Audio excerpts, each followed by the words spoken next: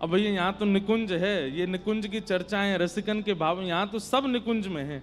हम तो महादेव को भी निकुंज के उपासक बता देंगे, उनको वहां को रूप भी दिखा देंगे। कही जाए बात तो इन सब के निकुंज स्वरूप हैं, पर किसी रसिक के पास जाओगे और रसिकन के बीच में बैठोगे तो उनके निकुंज के रूप को दर्शन वे करा देंगे। सीधी बात है, आप बाहर कलेक्टर हो सकते हो, बाहर डीएम हो सकते हो, बाहर चार्टर्ड अकाउंटेंट हो सकते हो, बाहर नेता हो सकते हो, बाहर वक्ता हो सकते हो, पर अपने घर में आप कौन सी भीगी बिल्ली हो ये तो सब जाने ना है ना। ये तो जब घर जाओ तो ही पता चले। सब अपने घर पर जाकर के सामान्य हो जाते हैं, चाहे वो वक्ता हो, चाहे वो अधिकारी हो, चाहे वो अपने घर क्या है, घर ही निकुंज है। और ये वृंदावन ये घर है। यहां आवे के बाद चाहे वो ब्रह्मा हो, चाहे वो रुद्र हो, चाहे वो गंगा हो, सब निकुंज में अपनी एक सहचरी रूप में विराजमान है। उनको एक अंतरंग रूप है, वो उस रूप से सेवा कर रहे हैं। और एक रूप से गंगा जी हमारे गिरिराज जी में विराज रही हैं। बोले मानसी गंगा मैया की।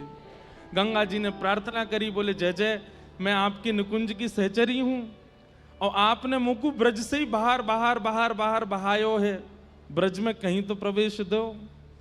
तब गिरिराज पूजन के समय, श्री गोवर्धन पूजन के समय गिरिराज जी के अभिषेक के काजे मन से गंगा प्रकट करी, गंगा जी को ही अंश यहां प्रकट कर दियो, या रूप में आप ब्रज में रहो। और वही मानसी गंगा है, ऐसी मानसी गंगा। तो गंगा दशहरा की आप सबन को शुभकामनाएं। ऐसी गंगा मैया सदा कृपा। अब अगली बार जब गंगा जी में स्नान करवे जाओ तो फिर या कथा को चिंतन करते भय जाइयो, ये प्रिया प्रियतम को मिलित स्वरूप है। और उस भाव से गंगा जी को आचमन करियो, आस्वादन करियो, स्नान करियो, ऐसे भाव हैं। श्री हितरवंश महाप्रभु जिनके मधुर रस को हम आप सब लोग कल श्रवण कर रहे थे,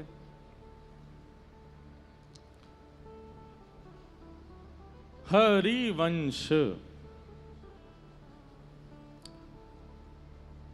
ह से हरि, र से राधा, व से वृंदावन और स से सहचरी, इस संपूर्ण हरिवंश में विद्यमान है। आप हरिवंश कहते हैं तो हरि, श्री किशोरी जी, वृंदावन और सहचरी सबको प्रणाम हो जाता एक साथ। बोलो श्री हरिवंश, हित हरिवंश, हित हरिवंश। रसिक त्रयी की प्रथम रसिकाचार्य श्री हरिवंश महाप्रभु। और हित माने क्या होता? हित माने प्रेम। श्री हरि प्रेम, श्री राधा प्रेम, श्री वृंदावन प्रेम और सहचरी प्रेम को ही हित हरिवंश कहते हैं। भैया एक बात बोले हम आपसे, बहुत ध्यान से सुनिए। हमारे वृंदावन में नाम जप अनेक हैं। ठाकुर जी को स्वच्छंद नाम है, किशोरी जी को स्वच्छंद नाम है, पर हमारे रसिकाचार्य ऐसा कहें कि पहले आचार्यन को वंदन करो। इसलिए हमारे हरिदास परंपरा में राधे राधे नहीं बोलेंगे, होंगे श्री हरिदास। इसलिए हमारी हित परंपरा में कहेंगे श्री हरिवंश, हित हरिवंश। क्यों? ऐसे हमारे गौड़िया वैष्णव वे भी बोलते जय गौर, निताई गौर, हरि बोल। आचार्यों को जरूर स्मरण करते हैं, आचार्य स्मरण के बाद ठाकुर जी को स्मरण करते हैं। क्यों? क्योंकि वे अधिकार प्रदान करते हैं प्रिया प्रियतम को निरखवे को, उनको देखवे को।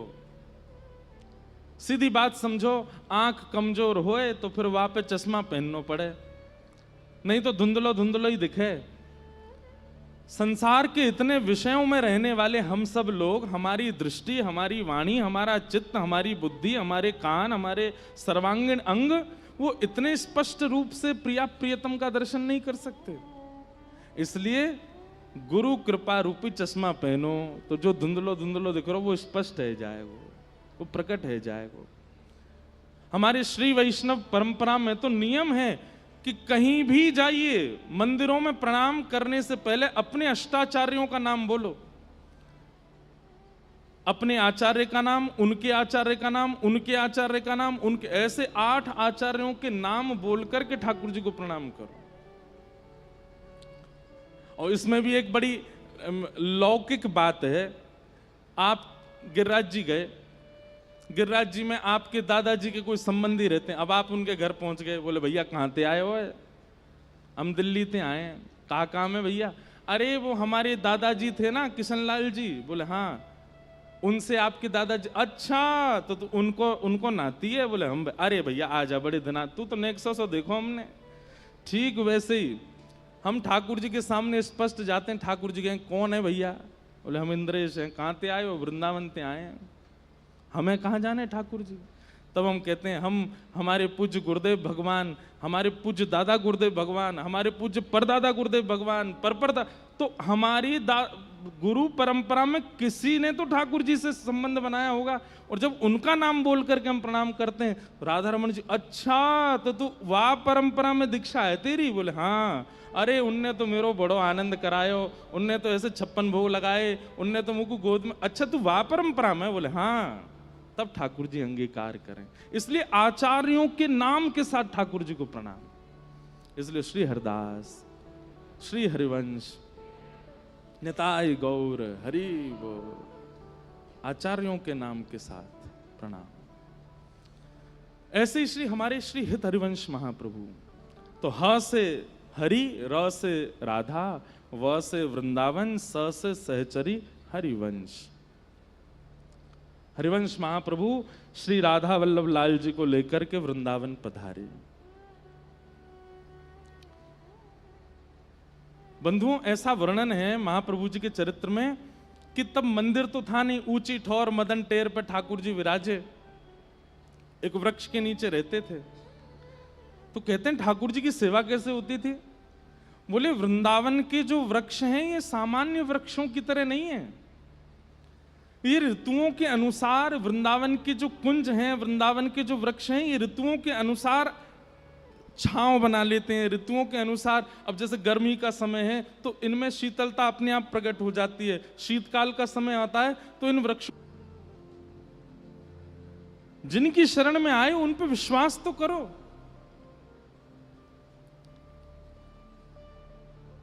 बालक चलनो सीख जाए, थोड़ा थोड़ा उठनो सीख जाए, और वाह के बाद भी मैया की उंगली नहीं छोड़े, वह भरोसा ही नहीं है कि मैं गिर जाऊंगा, तो कभी नहीं चल पाएगा। एक बार अपने ठाकुर पर भरोसा तो करो। जिनकी शरण गए हो, जिन गुरु के आश्रय में गए हो, जिनकी सेवा अपने माथे पधराई है, उन पर पूर्ण विश्वास करो। महाप्रभु जी बोले हम ना जाएंगे नरवाहन के पास। ब्रजवासी बोले जय जय, ये हट करवे वाली बात नहीं है, लेकिन वो बड़ो क्रूर है। तो बोले तू क्या सोच रहा हो, हमारे ठाकुर जी वंशीधारी हैं तो क्या चक्र ना उठा मैं? अरे ये वंशी बजा रहे हैं, वंशी में ही इतनी ताकत है कि चक्र के समान कार्य कर देगी। अरे चक्र तो प्राण हरण करे, पर वंशी प्राण हरण ना करे, सब कुछ हरण कर ले। हमें इन पे भरोसा है, ये सब रक्षा करेंगे। नहीं गए महाप्रभु जी नरवाहन के पास। किसी ने जाके नरवाहन को ये बात बता दी कि एक हितरिवंश नाम के व्यक्ति आए हैं और साथ में ठाकुर जी लेके आए हैं, और संग में खूब सारे सोने चांदी हीरे जवाहरात भर के लाए हैं। और इतना ही नहीं, उनसे किसी ने कहा था कि आप एक बार नरवाहन से मिलकर के समझौता कर लो, कुछ उसकी बांध दो रुपया। तो वो बोले कि नरवाहन की गरज पड़े तो वो आ जाए, हम नहीं जाएंगे नरवाहन के पास। ये बात सुनकर के अच्छा ऐसे कही उन्होंने? बोले हाँ। नरवाहन अपने सब क्रूर सिपाहियों को लेकर के बोला चलो, ये कौन है हरिवंश, हम देख करके तो आए इनको। और निकल पड़ा। सुबह सुबह का समय, भोर हो रही थी, और यहां महाप्रभु जी श्री राधा वल्लभ लाल जी के भोर में श्रृंगार करके पद सेवा कर रहे थे। पद गा रहे हैं, महाप्रभु जी बैठे हैं और सामने श्री राधा वल्लभ जी बैठे हैं। कितना सुंदर भाव। राधा मोहन की जोरी, राधा मोहन की जोरी, राधा मोहन की जोरी, राधा मोहन की जोरी, बनी श्री राधा मोहन की जोरी, बनी श्री राधा मोहन की जोरी, बनी श्री राधा मोहन की जोरी, बनी श्री राधा मोहन की जोड़ी। महाप्रभु जी गा रहे हैं, राधा वल्लभ लाल जी सन्मुख विराज में। राधा मोहन की जोरी,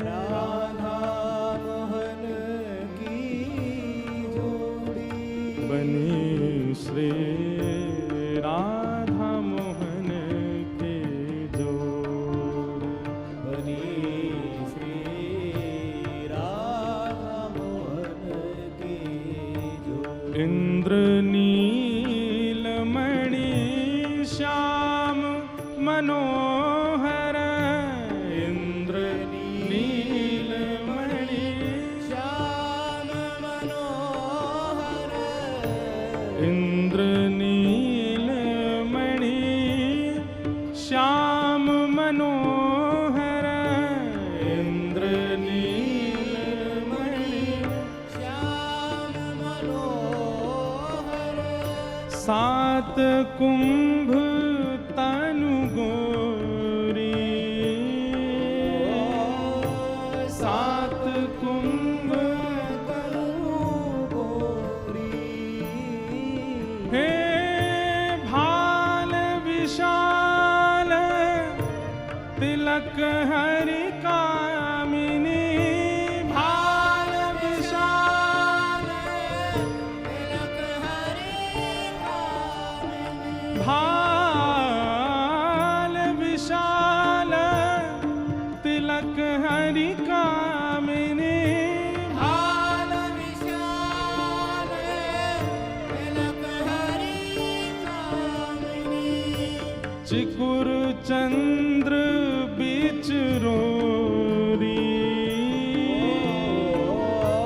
चिकुर चंद्र बीच रोरी, बनी श्री राधा मोहन की जोड़ी, बनी श्री की जोरी।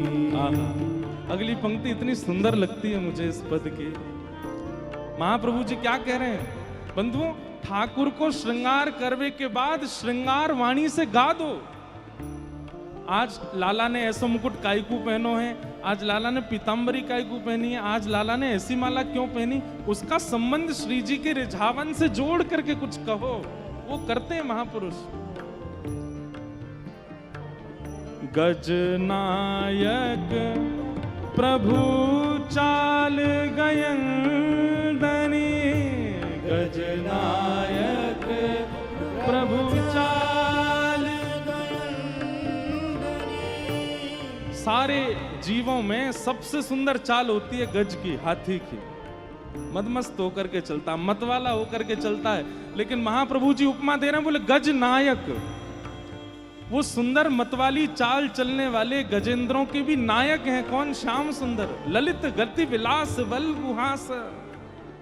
जब टेढ़ी मेढ़ी चाल चलते हैं और जहां दृष्टि डाल करके देखते हैं, महाराज वृक्ष को भी देखते हैं तो वृक्ष अपनी डालों को झुका लेते हैं नीचे।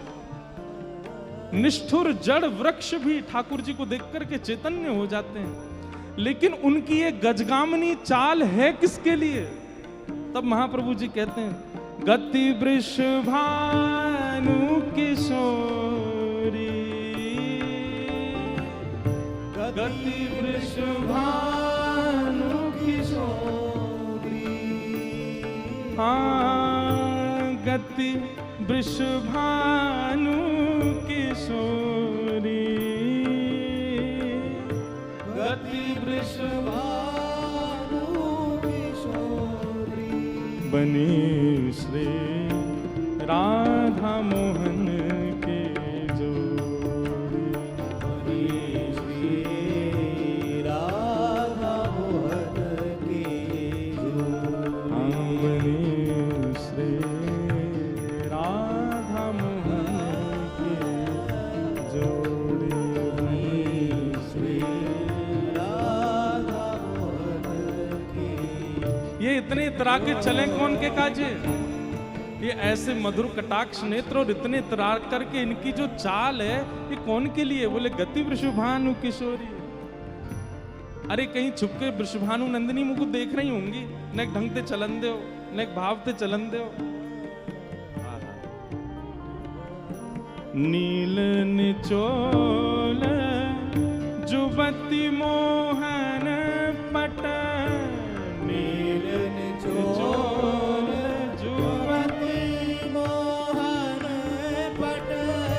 पीत अरुण सिर खोरी पीत अरुण सिर खोरी हे हित हरिवंश रसिक राधापति हित हरिवंश रसिक राधा जय श्री हित हरिवंश रसिक राधापति हित हरिवंश रसिक राधापति सूरत रंग में बोरी सूरत रंग में बोरी बनी श्री राधा मोहन के जोड़ी श्री राधा मोहन के जोड़ी बनी श्री राधा मोहन के जोड़ी बनी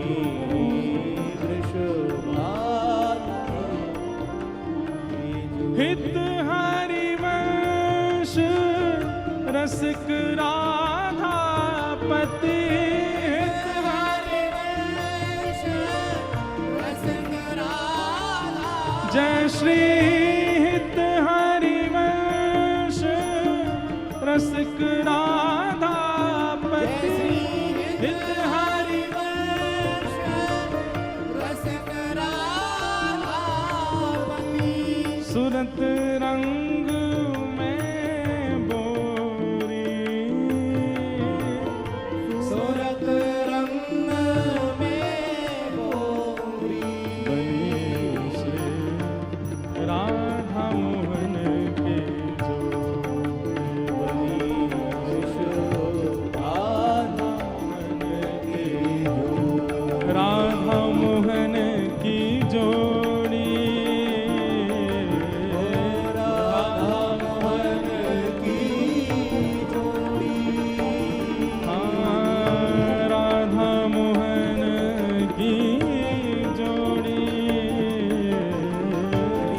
राधा मोहन की जोड़ी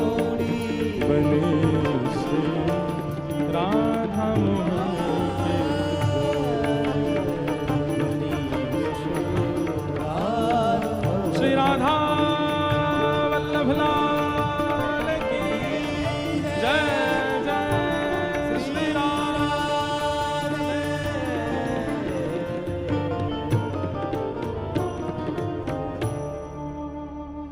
गजनायक प्रभु चाल गयंदने गति वृषभानु किशोरी। अब या के बाद कहा भयो नरवाहन के साथ बड़ी रुचिकर कथा है, बड़ी आनंददायी कथा है। हमारे मध्य में पूज्य श्री गीता मनीषी महाराज जी पधारे हैं। आपको प्रस्थान आगे करना है, तो हम महाराज जी के कुछ भाव चलें। अच्छा, और जय जय सरकार को तो नियम रहे कि 7:30 बजे से 7:45 बजे के बीच में आपको मानसी में प्रवेश करना होवे, और वहाँ सब सेवा शयन की करनी होवे। हमारे लिए तो बड़ो आप महाराज जी मोह तो लगे हमसे ज़्यादा, तो ये आपके लिए भी कभी कभी ऐसा होता को कैसे जामे यहाँ जो भाव चल रहे हैं, जो लीला चल रही है, पर आपकी परंपरा की सेवा है, इतने आचार्यों ने आपको प्रदान की है, मानसी में प्रविष्ट होकर सेवा भाव में जाना होता है। महाराज जी को भी जानो होएगो, ने का देर में जाएंगे। हाँ ठीक है तो महाराज जी पद गा रहे थे श्री हितरवंश महाप्रभु। देखिए रसिक जनों के पदों को जब एक बार में समझ नहीं आएंगे, उनको बार बार श्रवण करो, बार बार उनको चिंतन करो, और कभी अपने प्रिया प्रियतम के सामने, अपने सेवा के ठाकुर जी के सामने बैठ करके पढ़ो, तब उसका अर्थ भाव समझ आवे। अब स्थिति ऐसी है कि श्री हितरवंश महाप्रभु भाव निमग्न होकर के अपने प्यारे राधा वल्लभ लाल जी के सन्मुख बैठे हैं और गा रहे हैं बनी श्री राधा मोहन की जोरी। और यहां नरवाहन आ रहा है तलवार लेकर के अपने समस्त दुष्ट सेना के साथ। द्रुत गति चल रही थी पद की। श्री हितहरिवंश महाप्रभु भाव निमग्न होकर के गा रहे हो, तभी नरवाहन पहुंच गया। तो बंधुओं, भजन कई बार आपके वातावरण में होता है। कई महापुरुष ऐसे हैं कि उनकी उपस्थिति मात्र से आपके चित्त के विकार नष्ट हो जाते हैं। आपने कुछ किया नहीं, आपने कुछ श्रवण किया नहीं, आपने उनको प्रणाम किया नहीं, आपने ना भाव से उनको देखा, लेकिन उनकी उपस्थिति हुई और आप तकते रह गए, भूल गए सब। चित्त में जो विकार अथक प्रयास करने से भी नष्ट नहीं हुआ, वो उनकी उपस्थिति से नष्ट हो गया। कभी कभी भजन आपके रूप पर, आपकी वाणी पर नहीं, आपके वातावरण में भी होता है।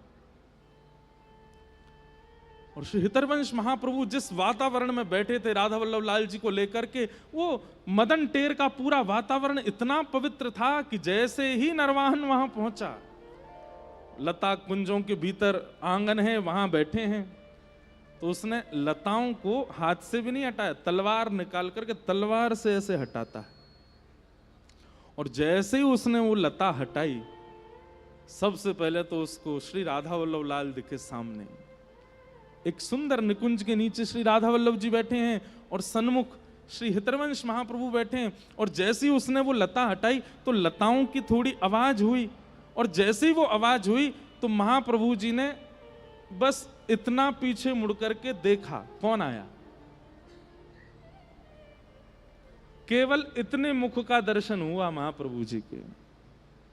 एक तो श्री राधा वल्लभ लाल जी, दूसरा वातावरण इतना शुद्ध, ऊपर से महाप्रभु जी ने इतनी दृष्टि करके और अपनी तिरछी नजर करके देख लिया नरवाहन को। अनायास ही नरवाहन के नेत्रों से अश्रु आने लगे, शरीर कंपायमान होने लगा। उसके सब संग के भीतर प्रवेश कर रहे थे आक्रमण, उसने सबको रुक जाओ यहीं पर, बस अब पलक नहीं झपक रही हैं, नेत्रों से आंसू गिर रहे हैं, पता नहीं क्या उसके चित्त में भाव प्रकट हो रहे हैं, वो खुद नहीं समझ पा रहा है कि मेरे साथ हो क्या रहा है। आज उसको पहली बार मानो ऐसा लगा कि मैंने जीवन बिता दिया वृंदावन में, पर वृंदावन का जो मूल रस था वो तो आज पहली बार चखा मैंने।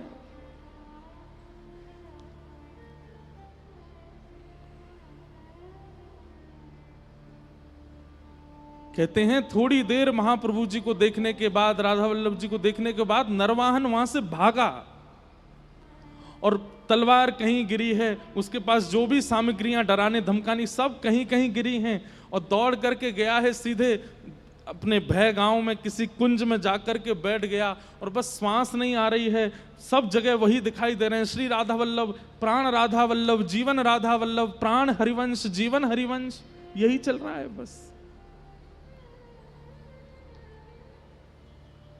सोचिए, कभी नाम जप नहीं किया बैठ करके आसन पर नरवाहन ने, कभी यमुना जल जी को उस प्रकार से शुद्ध भाव से आचमन नहीं किया नरवाहन ने,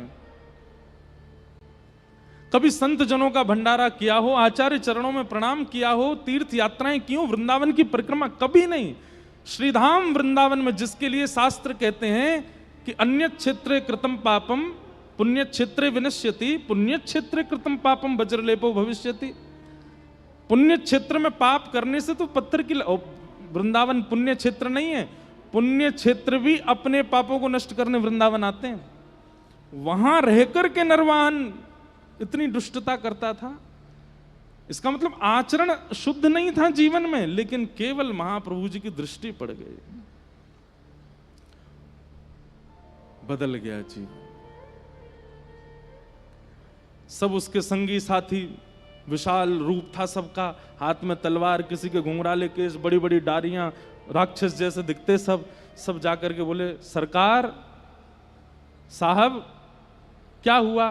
तो बस प्राण प्राण राधा वल्लभ, जीवन हरिवंश, प्राण राधा वल्लभ, जीवन हरिवंश, प्राण राधा वल्लभ, जीवन। और कहते कहते रोने लगता है और श्रीधाम वृंदावन में लेट करके नतमस्तक होकर के सिर रगड़ करके क्षमा मांगता है कि वृंदावन मुझे क्षमा कर देना, मैंने जीवन पर्यंत इतना दुराग्रह किया यहां रह करके।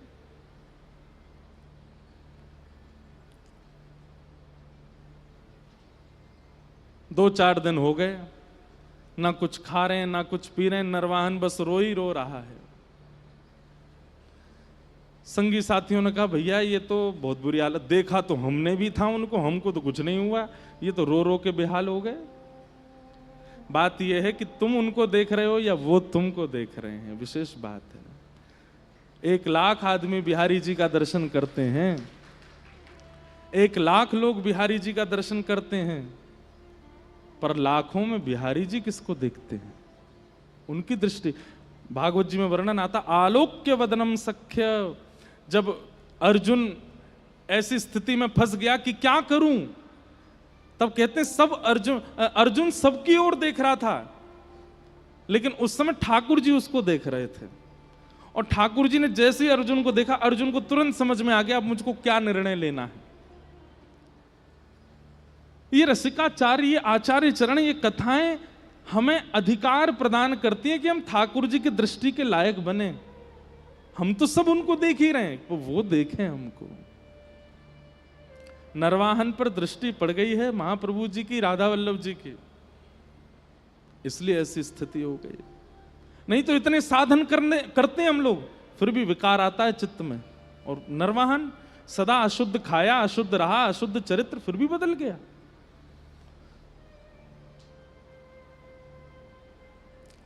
फिर एक बार एक जैन व्यापारी जा रहा था नाव में बैठ करके, उसको नरवाहन के लोगों ने लूट लिया, लूट करके जेल में डाल दिया। तब नरवाहन के यहाँ एक माता जी आती थी, उन्होंने उस जैन को रात्रि में कारागृह में देखा, तो वो जैन बोला कि मुझे यहाँ से कैसे भी निकालो, मैं छोटे छोटे बच्चे हैं, बालक हैं।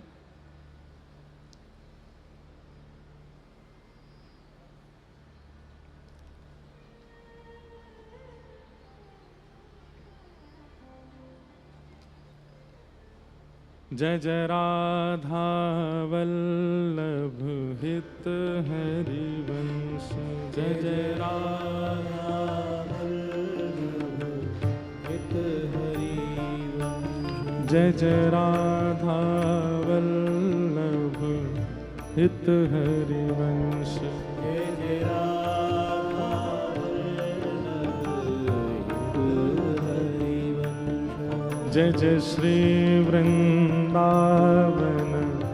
श्री वनचंद, जय जय श्री वृंदावन श्री वनचंद, जय जय राधा वल्लभ हित हरिवंश, जय जय राधा वल्लभ हित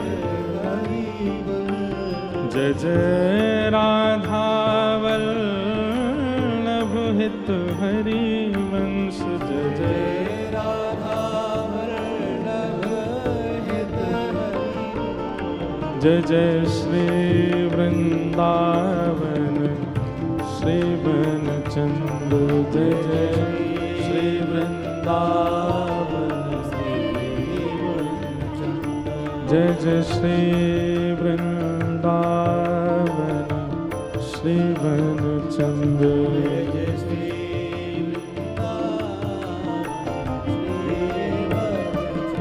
प्यारो राधा वल्लभ प्यारो हरि वंश राधा वल्लभ प्यारो हरि वंश प्यारो श्री वृंदावन श्री वन चंद्र प्यारो श्री वृंदावन श्री वन चंद्र जय जय राधा वल्लभ हित हरि वंश जय जय राधा वल्लभ हित हरि वंश जय जय राधा वल्लभ हित हरि वंश जय जय राधा वल्लभ हित हरि वंश श्री राधा वल्लभ लाल की। सब लोग इधर देखो, ध्यान पूर्वक सुनो। तो नरवाहन की स्थिति तो ऐसी हो गई, लेकिन नरवाहन के जो संगी साथी थे उन्होंने कि भाई हमें तो पेट चलाना है अपना, क्रूर बनाई दिया था नरवाहन ने। और एक दिन यमुना जी से एक जैन व्यापारी खूब सारा धन लेकर के आगरा से दिल्ली जा रहा था और रात्रि में इन लोगों ने उसको पकड़ लिया। पर उसने अपने बचाव के लिए इनके कुछ सैनिकों को मारा, तो ये क्रोध में भर करके इन्होंने उसको भय गांव के कारागृह में बंद कर दिया। और वो बेचारा रात भर रोता था। तभी एक सेविका आती थी इनके यहां पर कुछ भोजन प्रसाद बनाने, नरवाहन के यहां। उसने आवाज सुनी रोने की, तो जेल के पास गई। तो वो जैन व्यक्ति व्यापारी जो था बोला, मेरे छोटे छोटे बालक हैं, मैं धन दे दूंगा, मैं जो कहोगे संपत्ति दे दूंगा, मुझे छोड़ दो कैसे भी। उस माता ने कहा, बोले तुझे अगर अपने प्राण बचाने हैं तो तुझे दो चीजें याद करनी है। बोले क्या? बोले जय जय राधा वल्लभ और दूसरा श्री हरिवंश। बोले इसका क्या करना? बोले जोर जोर से गाओ इसको, इतनी द्रुत गति से और इतनी तीव्र स्वर में गाओ कि तुम्हारा स्वर दूर कुंज में बैठे हुए नरवाहन के कानों में पड़े। बोले क्योंकि वो भी इस ऐसी स्थिति में वो किसी को सुनेगा नहीं।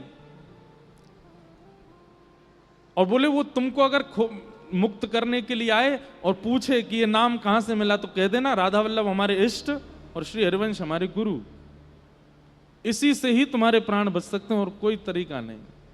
वो जैन व्यापारी अपने सब व्यापारी बंधुओं के साथ जोर जोर से जय जय राधा वल्लभ श्री हरिवंश, जय जय राधा वल्लभ श्री हरिवंश, जय जय राधा वल्लभ श्री हरिवंश गाने लगा। ये स्वर जैसे ही नरवाहन के कान में पड़ा, मानो जैसे किसी प्यासे को जल पिला दिया हो। वो तो व्याकुल हो गया, कहां से आ रही है ये ध्वनि, कहां से आ रहा है ये स्वर। वो बड़ी आत्मग्लानि में रहता था। मतलब नरवाहन को ये लगता था कि मैं किस मुंह से जाऊं राधा वल्लभ जी के दर्शन करने और महाप्रभु जी के पास। लेकिन आज जब ये कीर्तन की ध्वनि सुनी तो मन में विचार करने लगा, मैं वहां तो नहीं जा सकता, पर पास में कोई कीर्तन चल रहा है, यहां तो बैठूं। और नरवाहन जैसे ही पास गया तो देखा कोई कीर्तन कहीं बैठने, वो उसके जेल में ही बैठ करके कुछ व्यापारी गा रहे थे। और उनसे जाकर के पूछा, भैया आप कौन हो और ये नाम आपको कहां से मिला, ये कैसे गा रहे हो आप? उन व्यापारियों ने कहा, ये राधा वल्लभ जी जो ये हमारे इष्ट हैं और ये महाप्रभु हितरिवंश चंद्र जी हमारे गुरुदेव हैं।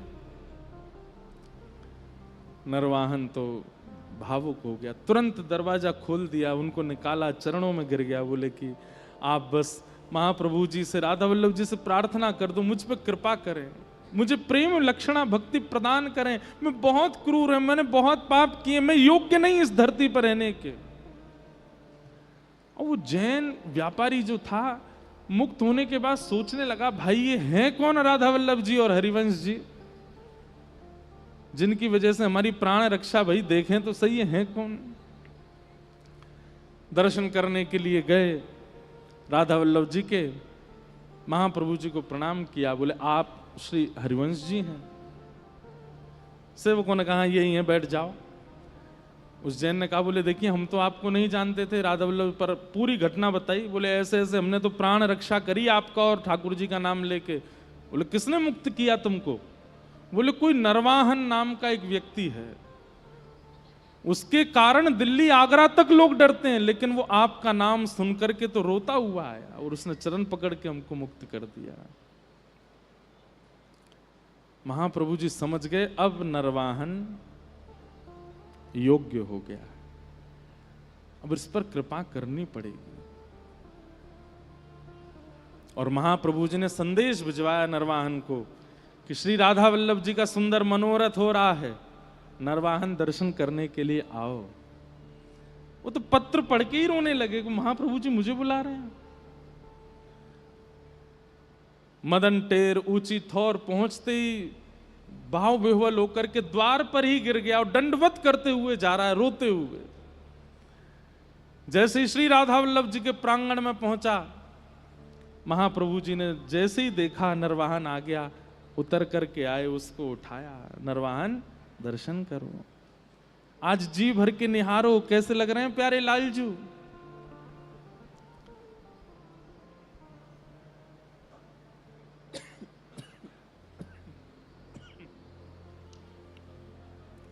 ऐसे भाव बंधुओं, देखिए नाम जप का भी नाटक हो सकता है, तिलक का भी नाटक हो सकता है, नृत्य का भी नाटक हो सकता है, परिक्रमा का भी नाटक हो सकता है, कथा सुनाने का भी नाटक हो सकता है, सुनने का भी नाटक हो सकता है, लेकिन एकमात्र प्रेम विरह ऐसा है जिसका नाटक नहीं किया जा सकता। उसका कोई नाटक, और नाटक करेगा भी ना तो पता चल जाती है उसमें। अगर नाटक करे, अच्छा देखो बाकी जगह नाटक हो तो पता नहीं चलते, लोग नाटक करके तिलक लगा लेते हैं, मन में भाव नहीं, तिलक लगा घूम रहे हैं, पता नहीं चलती कि वैष्णव है कि नहीं है। परिक्रमा कर रहे हैं, पता नहीं चलती वैष्णव है कि नहीं है। कथा सुन रहे हैं, पता नहीं चलती वैष्णव है कि नहीं है। कथा सुना रहे हैं, पर अगर प्रेम भक्ति में नाटक करके रोता है तो पता चल जाती है नाटक कर रहा है। भैया महाराष्ट्र में ठाकुर जी को प्रकट ही रुदन ने किया है, रुरुदु स्वस्वरम राजन कृष्ण दर्शन लालसा।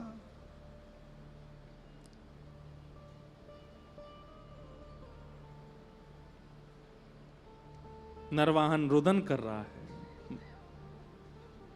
महाप्रभु जी कहते हैं इधर आओ, ये लो, ये मोहन थार है, जरा पाके बताओ श्री जी ने भोग लगाया कि नहीं लगाया। ये रीति हमने बहुत जगह देखी। हमारे नाथ द्वार में एक बाबा रहमे हैं तो ब्रज के ही, वो कोई भी प्रसाद बनाते ठाकुर जी का तो आपको पधराएंगे तो ये नहीं कहेंगे मोहन थार खा के देखो कैसी बनी है, रसगुल्ला खा, वो ये कहेंगे खा के बता श्री जी ने भोग लगाया हो कि नहीं। कैसी कैसी अच्छी रीति उनकी पूछने की, पाके बता श्री जी ने या कुछ चखो कि नहीं चखो। और वो सामने खड़े ही रहेंगे और आपको ऐसे देखेंगे कि आपने पाते ही कैसा रिएक्शन दिया। और जैसे ही पाओगे पाके, हाँ बाबा अच्छा, झूठ बोल रहा, मैंने भोग ही ना लगाया हो, मैंने यहाँ को भोग ही ना धरो। ऐसे हैं महापुरुष, वो तुरंत आपके मुख में पधरा के पूछ लेते हैं बता श्री जी ने भोग लगाया। एक बार मैं गया तो अभी नाथ द्वार में उत्सव था, तो मुझे बोले लाला देख रसमलाई बनाइए ने, पाके बताइयो श्री जी ने भोग लगाया हो कि नहीं।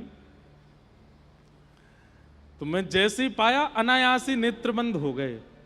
और उसमें कुछ ऐसी वस्तु, अब भैया वस्तु तो कुछ भी हो, श्री जी की प्रसादी थी।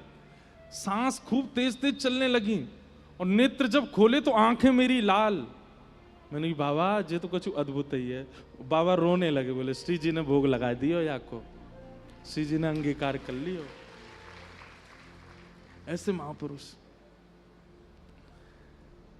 हितवंश महाप्रभु जी नरवाहन को बैठा के करें, पाके बताइयो श्री जी ने अंगीकार कियो कि नहीं। और ज्यों ज्यों प्रसाद पावे त्यों त्यों आंसुओं की धार बहती जाए नरवाहन के। महाप्रभु जी बोले अब तुम वैष्णव हो गए हो, अब तुम हरिवंशी बनने लायक हो गए, आओ बैठो। और श्री राधा वल्लभ जी के सामने कंठी पहना दी और नाम दे करके नरवाहन को अंगीकार कर लिया, स्वीकार कर लिया। और जैसे ही स्वीकार किया महाप्रभु जी ने, तुरंत श्री राधा वल्लभ जी की ओर देखा तो ऐसे कहीं कोने में बैठे थे, वहां दीक्षा दे रहे थे। तो जैसे ही राधा वल्लभ जी को पलट के देखा तो क्या पाया, श्री राधा वल्लभ जी खड़े ऐसे हैं और सामने नहीं देख रहे हैं, ऐसे ही देख रहे हैं नरवाहन को। और ये जैसे ही महाप्रभु जी ने देखा, तुरंत राधा वल्लभ जी ने सीधी दृष्टि करी, महाप्रभु जी के नेत्र सजो, बोले अरे मैं क्या अंगीकार करूंगा, मैं कहां स्वीकार करूंगा, तो राधा वल्लभ जी ने स्वीकार किया। और तुरंत नरवाहन को लेकर के गए, फिर राधा वल्लभ जी के सामने बैठाया और कहा नरवाहन अब गौर से देखो महाप्रभु जी को, आप लोग आश्चर्य मानेंगे, हित चतुरासी जी में जितने पद हैं उन पदों में 2 पद श्री हितरवंश महाप्रभु जी ने नरवाहन की छाप से गाए हैं।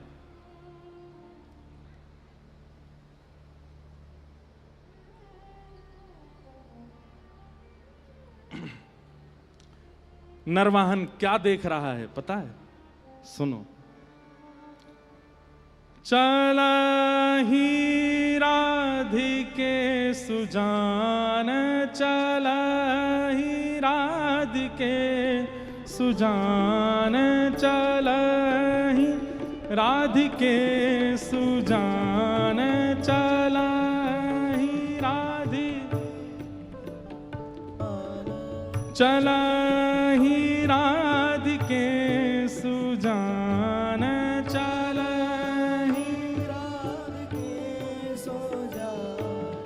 तेरे हित सुख निधान, तेरे सुख निधान, रास रचो श्याम तट, रास रचो श्याम तट, कालिंदी नंदिनी,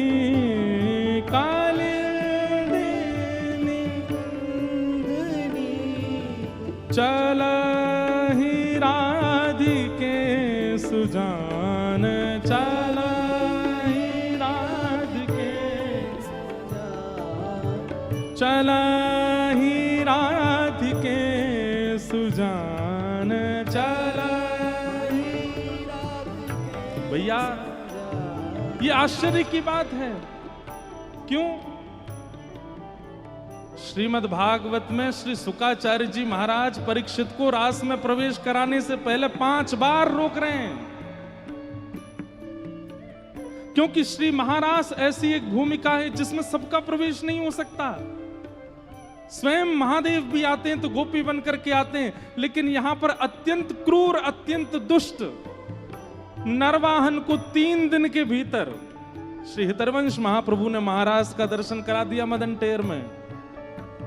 और नरवाहन गा रहा है, चला ही राधिके सुजान, चला ही राधिके सुजान, तेरे हित सुख निधान, तेरे हित सुख निधान, रास रचो श्याम तट, रास रचो श्याम तट, कालिंद नंदिनी, कालिंद नंदिनी, हे चला ही राधिके सुजान, चला ही राधिके सुजान, निर्तत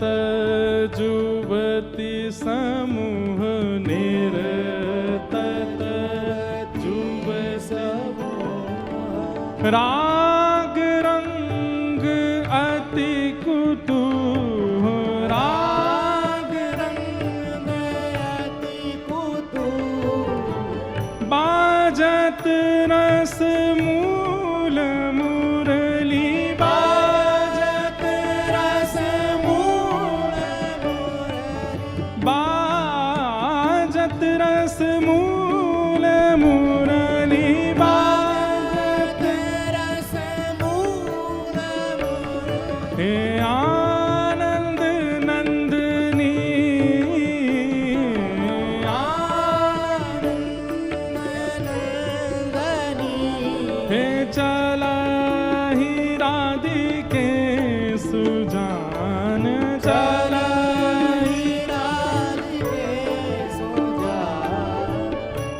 वंशी बट निकट जहाँ वंशी बट निकट जहाँ परम रमणी भूमि ताहाँ परम रमणी भूमि तहाँ सकल सुखद मलाया सकल सुखद मलाया हे वायुमंदिनी वह वायुमंदनी हे चलहि राधिके सुजान चलहि राधिके सुजान चलहि राधिके सुजान चलहि राधिके सुजान नरवाहन प्रभु निहारे नरवाहन प्रभु निहारे मुझे तो बार बार सोच करके ये आश्चर्य लगता है, ये वही नरवाहन है जो जहाजों को लूट लेता है, ये वही नरवाहन है जिसकी वजह से गांव का नाम भय गांव पड़ गया, ये वही नरवाहन है जिसकी वजह से लोग बाग संध्या होने से पहले वृंदावन छोड़ के चले जाते हैं। और श्री हितरवंश महाप्रभु की कृपा दृष्टि हो गई, केवल एक दिन के अंदर दीक्षा देते ही उसको रास का दर्शन हो गया। नरवाहन प्रभु निहारे नरवाहन प्रभु निहारे लोचन भरी घोष डारे लोचन भरी घोषणा नख सिख सौंदर्य काम नख सिख सौंदर्य का हे दुख निकंदनी दुख हे चलहि राधिके सुजान चलहि राधिके सुजान तेरे हित सुख निधान तेरे हित सुख निधान है चलहि राधिके सुजान चलहि राधिके सुजान तेरे हित सुख निधान तेरे हित सुख निधान हे रास रचो श्याम तट रास रचो श्याम तट कालिंद नंदनी कालिंद नंदनी तेद के तेद के तेद के तेद के तेद के तेद के चलहि राधिके सुजान चलहि राधिके सुजान हे चलहि राधिके सुजान चलहि राधिके सुजान हाँ चलहि राधिके सुजान चलहि राधिके श्री राधा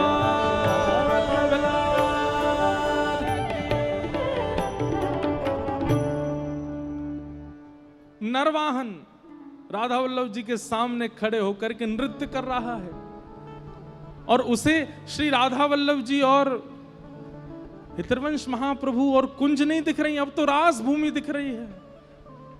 ऐसा वृंदावन उसने अपने पूरे जीवन में नहीं देखा जैसा उसको दिख रहा है।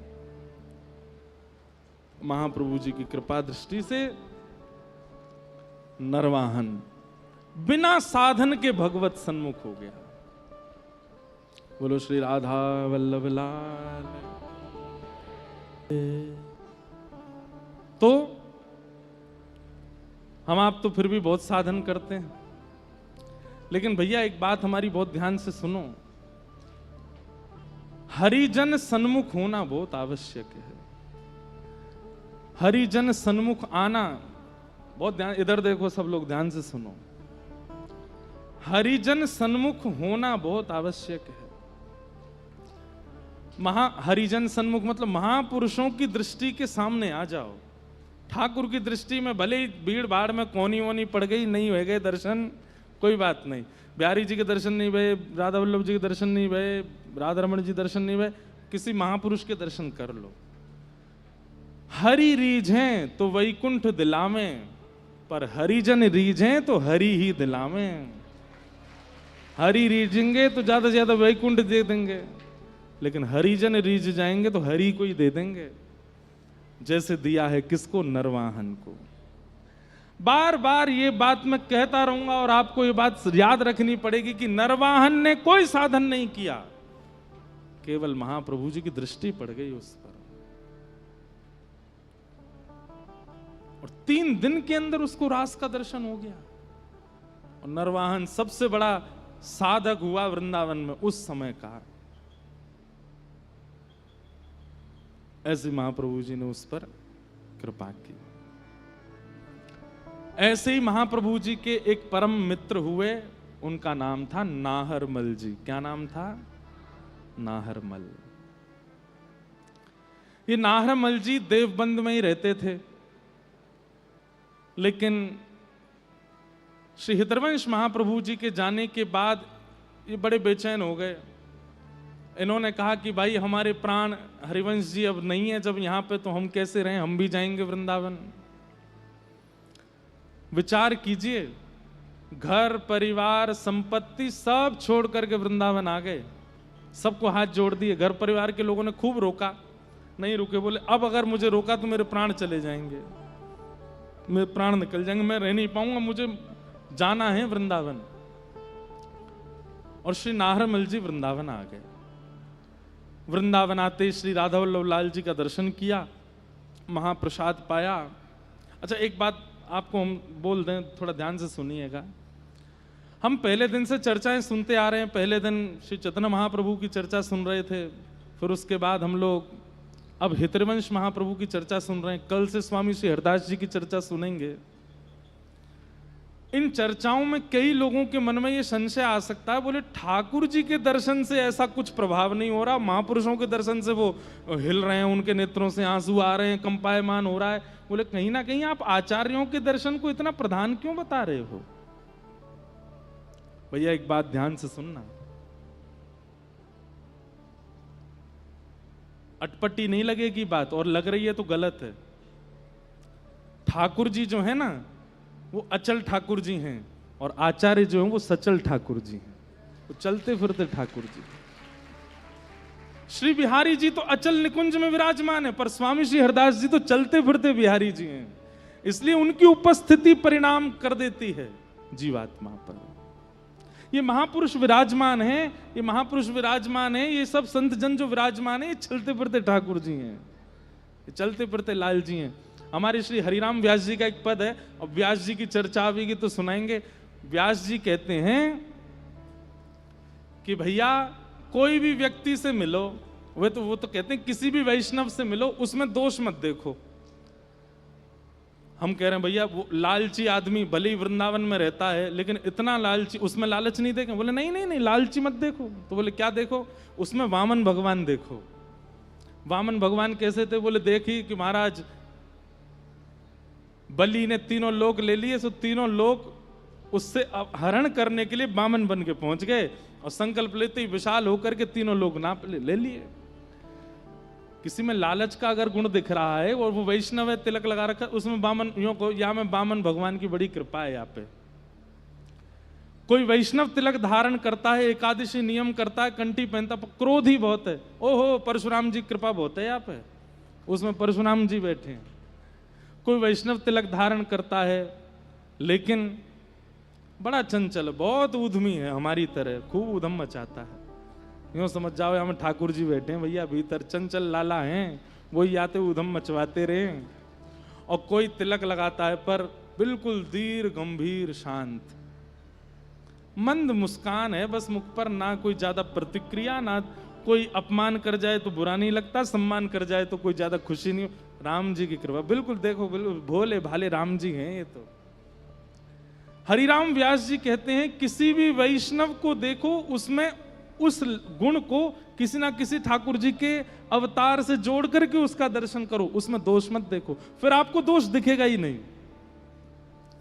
दोष कब तक दिख रहा है? तब जब तक आपने उसको मानव मान लिया। कोई बहुत खाता है, पूरे दिन खाते ही रहे महाराज, भोजन ही करते जा रहे हो, जब देखो या भूख ही लगी आवे, इतनी टेंशन में है कि कल एकादशी है, कितना खा लें आज, कितना खा लें आज, कितना खा लें, भर ले पेट में। और उसको देख करके सामान्य ए भाई देख, तू वैष्णव काय को तने तिलक ले रखा, काय को कंठी पहनने की उतार दे सबन ने, तेरे को एकादशी भार लग रही है? नहीं, ऐसे दोष नहीं। देखो जगन्नाथ जी बैठे हैं यहाँ में, जगन्नाथ जी हैं यहाँ के भीतर, जगन्नाथ जी बैठ करके पब्बा रहे हैं, तो एकादशी पे वो धैर्य नहीं धर पा रहा है। हरिराम व्यास जी के इस सूत्र को यदि अपना लिया जाए तो किसी में दोष दिखेगा? कभी नहीं दिख सकता।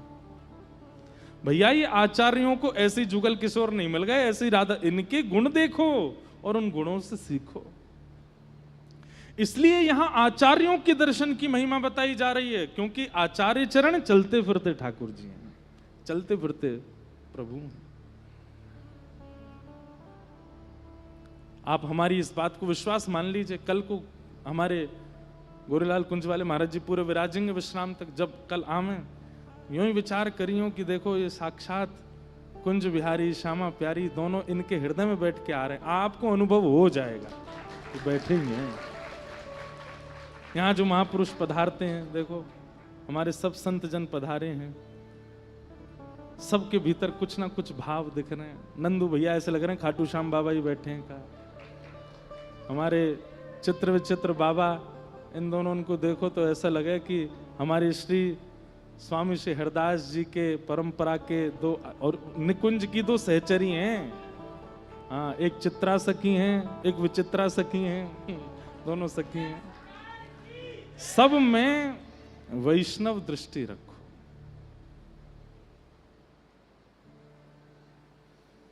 और कोई भाव नहीं। तो इसलिए आचार्य दर्शनों की महिमा यहां सुन रहे हैं। भगवत दर्शन की महिमा तो भागवत जी में हम सुनाते हैं, पर मूल बात तो यही है भैया, आचार्य दर्शन। तो नाहरमल जी अपना सब छोड़ छाड़ करके आ गए, किनके लिए? हितरवंश महाप्रभु के लिए। राधा वल्लभ जी का दर्शन किया, महाप्रसाद पाया, पूछने लगे, बोले भैया राधा वल्लभ जी कहाँ हैं? हमारे महाप्रभु जी कहाँ हैं, हितरवंश महाप्रभु? तो किसी ने कही वो तो वन की ओर गए हैं। ढूंढते ढूंढते वन में जैसे जाकर के देखा तो क्या पाया कि श्री हितरवंश महाप्रभु जी एक थैला अपने कंधा पर टांगा हुआ है और पुष्प बीन रहे हैं, तोड़ तोड़ करके थैला में डाल रहे हैं, और कहीं से लकड़ी उठाते हैं दूसरे थैला में डाल रहे हैं। और जब महाप्रभु जी को इतनी तत्परता से वो सब पुष्प और वो सब बिन रहे थे, नाहरमल ने जाकर के देखा, बोलो राम राम राम राम राम। बताओ हमारे महाप्रभु जी पलकों पे विराजमान रहने चाहिए थे, बताओ ये निष्ठुर वन में नंगे पांव डोल रहे हैं, ये पुष्प बीन रहे हैं। अरे मुझे कह देते, मैं 2-4 और सेवक लिया था, किसी को पुष्प बीनने पे लगा देता, किसी को लकड़ी उठाने पे लगा देता। ये महाप्रभु जी का काम है।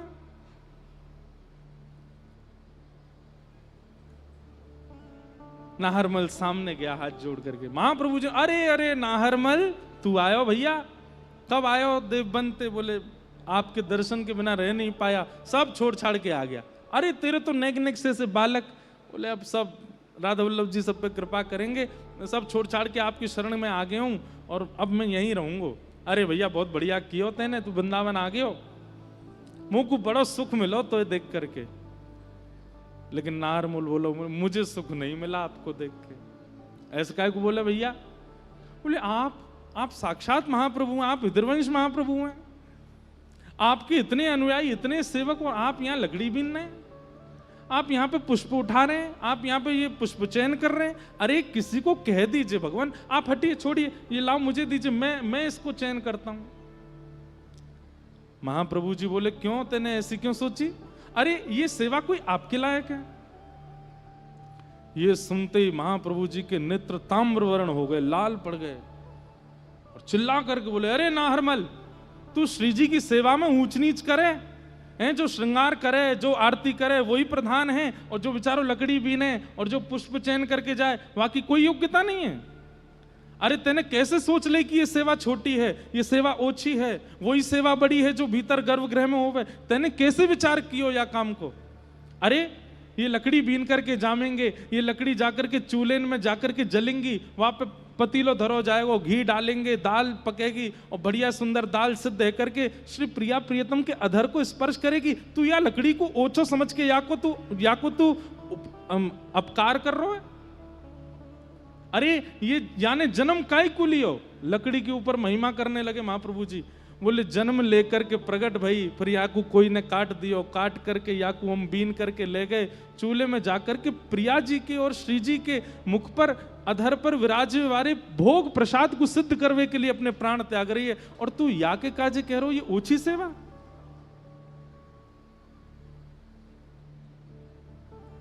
महाप्रभु जी इतने क्रोध में भर गए, नार्मल क्षमा कर दो। बोले क्षमा नहीं, अब तो तुमको दंड मिलेगा। हमारे श्री वल्लभाचार्य जी के चरित्र में आता है कि एक बार महाप्रभु वल्लभाचार्य जी विराजमान थे और 3 लोग रोते रोते आए। तो महाप्रभु जी बोले भैया तुम रो क्यों रहे हो? तो तीनों बोले हमको सेवा से दूर मत करो। महाप्रभु जी बोले कौन दूर कर रहा है तुमको? बोले नहीं बस हमको सेवा से दूर मत करो। अरे भैया बताओ तो, अपना परिचय तो दो, कौन हो तुम? उन 3 लोगों से मिलने के बाद महाप्रभु जी ने 3 दिन तक प्रसाद नहीं पाया। सब अर्चकों ने प्रार्थना की, बोले भगवान आप राजभोग नहीं पाते, ब्यारू नहीं करते, क्या बात है? श्रीमद वल्लभाचार्य जी महाराज बोले 3 लोग रोते रोते आए थे परसों मेरे पास और बोले मुझे सेवा से दूर मत करो। पता है वो तीनों कौन थे? श्री जी के लिए भात निर्माण हुआ होगा रसोई घर में, और उस समय भात के माण को धो करके जो भात का जल अलग किया उसमें 3 तिनके भात के चले गए नाली में। वही रूप धारण करके आए और हाथ जोड़ के बोले हमको सेवा से दूर मत करो, हमको सेवा से विलग मत करो। ठाकुर जी की सेवा में एक सामान्य वस्तु भी आ जाती है ना, तो वह भी किसी पुण्य के कारण आई है। हमारे ब्रज में एक पद गाते हैं, सुनाएं? आज विलंब तो होगा लेकिन सुनो आज।